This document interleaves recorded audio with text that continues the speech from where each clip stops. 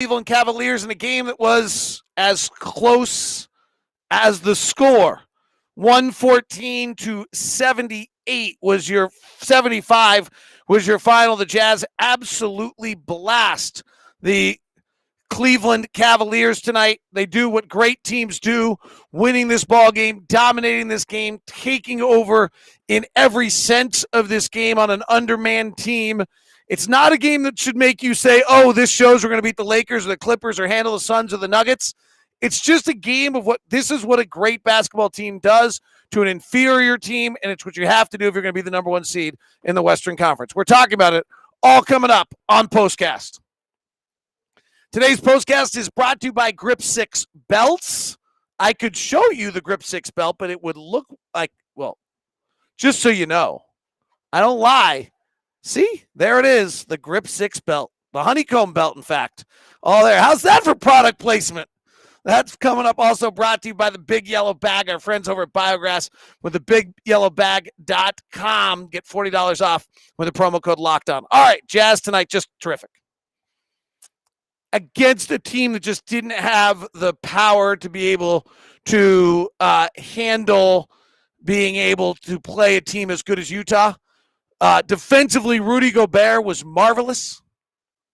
Rudy Gobert, Garland tried it once. Everyone tries it once to go after Rudy and see what happens if you try to go one-on-one and block and see if you can get by him and he blocks his shot. And then Garland and Sexton were utterly terrified of going into the paint in the first half of this ball game.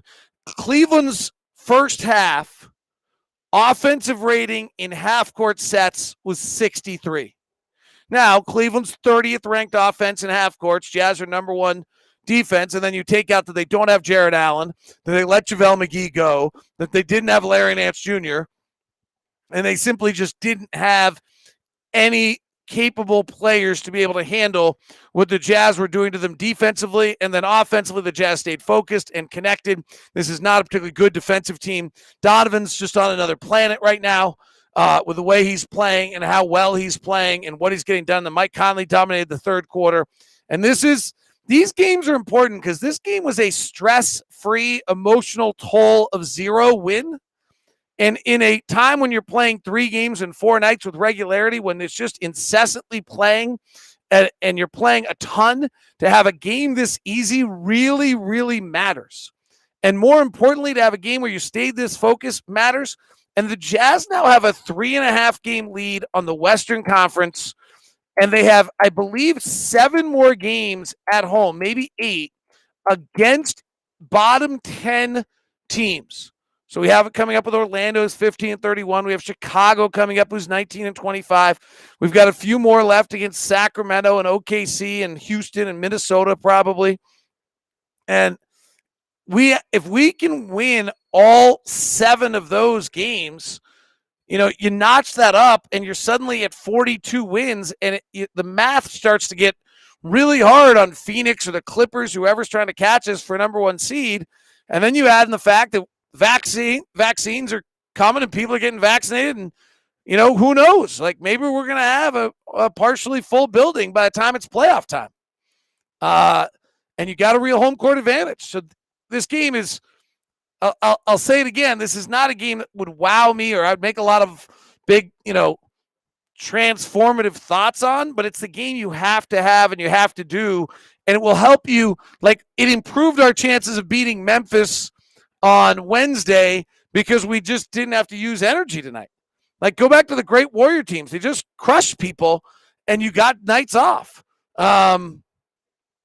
So it looked like a mismatch in the very first minute, and it stayed that way throughout. Let's get to your questions and your comments and your thoughts. Sorry for the no sound issue.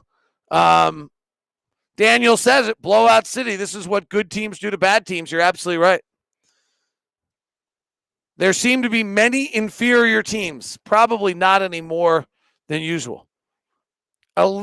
Elisa Thomas says, we miss you in Seattle. Well, thank you. How about Seattle Storm, former Seattle Storm player and now head coach of the University of Arizona women's basketball team, Adia Barnes, leading her team to the Final Four. And on International Women's Month, or Women's History Month, Tip a hat to a 44-year-old mother of two, both, I think, under the age of 4, also coaching a team to the Final Four. Pretty superhuman. Way to go, Adia. Mind-blowing stat of the night. Last loss at the Vivint Arena was December 14th. Yes. We lost our first 2 games at home, right? Right, Bowler? We lost our first 2, right? They said it was December 14th. I thought we lost our first 2 at home, and then we've won every one since, right? 20 straight. Yeah. You know what's even more stunning is one of those losses was to Minnesota. How did we do that? What are the coaches doing in the free throw area during timeouts? That's a worthy question on a night like tonight. So the coaches meet to discuss what they're going to go over. One of the coaches has a scout. Tonight's night, it was Dell Demps who had the scout. Memphis was Vince LaGarza had the scout. So, Quinn's probably turning to them. What do we expect? Pre-game, Quinn predetermines a lot of the plays that are coming out of set timeouts based on who he has. So he might be going through something in that, and looking at, they probably have a set play they're going to run. So he's going to show them that, but there might be some other things. Sometimes the timeout is to deal with, they got back cut a bunch of times tonight. So he called the timeout. Probably didn't need to tell the guys anything other than just stop that. That's ridiculous. But some of those things they're making a change and checking with the coaches. Amber says that Matt Thomas seems like a really nice addition. Okay. Nathan, what is click with Donovan? I don't know, but coming out of All-Star break, he's as good as anyone in the league right now. He's just great. Tonight he had 19 on 7 of 14 shooting, 4 of 7 from 3, but he was dominant early again.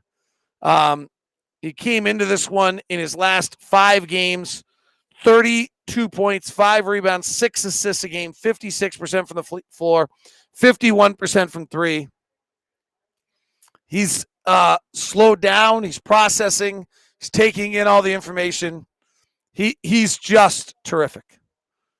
Adam says, sometimes it's not fair. Elam wouldn't have spared the Cavs tonight. No, we'd still need another point. What was the defensive rating with Rudy on the floor? I don't know, but the number I really want is what they shot in the paint with Rudy on the floor tonight. I think they shot 20% with Rudy on the floor tonight in the paint. I don't know how I'm going to try to figure it out. Might have to just go through it. But what on the non-Rudy minutes is the faster way to do it. It was crazy. Though tonight it wouldn't be as fast. What can the Jazz learn from these types of games that will help them against other top teams? Nothing. Get rest? Nothing. Stay focused. Take care of it early.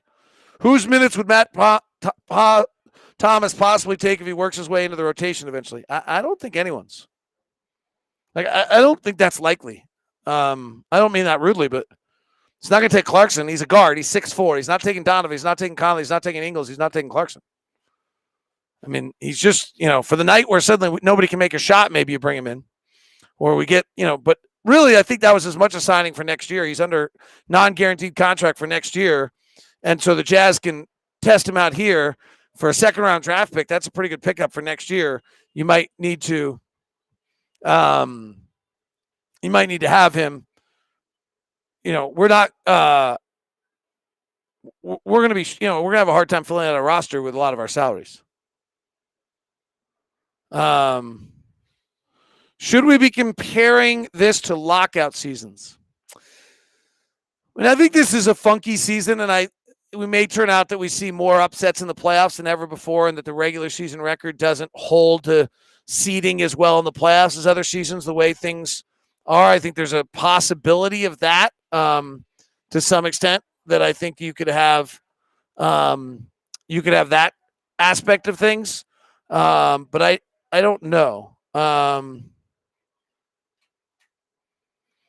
Josh says AT&T Stadium in Texas is having a full capacity boxing match in May.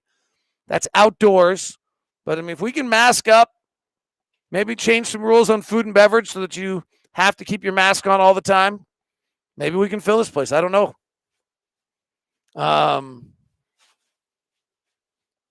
When the Jazz win a championship, will you introduce my friend Matt Moon to Joe Ingles? Seems like a fair request. Seems like if we win a championship, Joe Ingles might be willing to say hi to anyone. Final thing from Adam. Seems like embarrassed that the Wizards was a wake-up call for the Jazz. Might be. Came out of the break. Quinn's teams never play well out of a break. Start of a season out of a break, and they did tonight. They didn't either this year, and then they came out of that, and they've been really good since. They've been really good. They've favorable schedule, and they've done exactly what they're supposed to do, and they've earned this right. Keep it going. Jazz win their 6th straight, their 20th straight at home, and we go to Memphis on Wednesday.